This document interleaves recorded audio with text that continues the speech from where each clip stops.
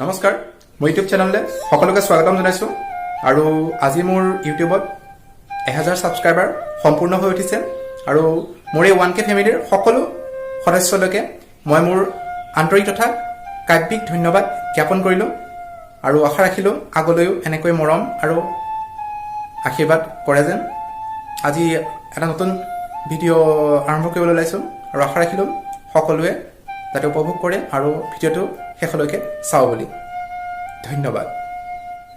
যাৰ তেজৰ বৰণ ৰঙা আৰু সমগ্ৰ আকাশখনে হ'ল যাৰ ভৌগোলিক পৰিসীমা, তেওঁলোকক বিভাজিত কৰিব নোৱাৰে কোনোৱে, যাৰ অন্তৰৰ কুহে কুহে শিপাই আছে এতিয়াও মানৱতা।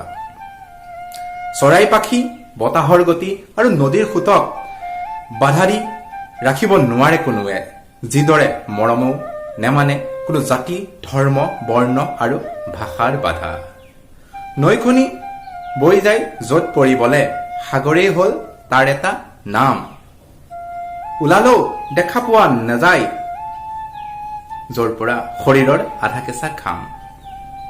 যি ভাষাই সৃষ্টি কৰিছিল এদিন জোনাকী যুগৰ আশা, যাৰ সুৰত তক বগাইছিল এদিন জাতীয়তাবাদৰ এডাল দীঘল শিপা, সেই ভাষাই হ'ল মোৰ মাতৃভাষা। যি দেশৰ মাটিলৈ আহি বিদেশীয়েও হেৰুৱাইছিল নিজ দেশৰে ঠিকনা, সেই দেশৰে বাসিন্দা মই।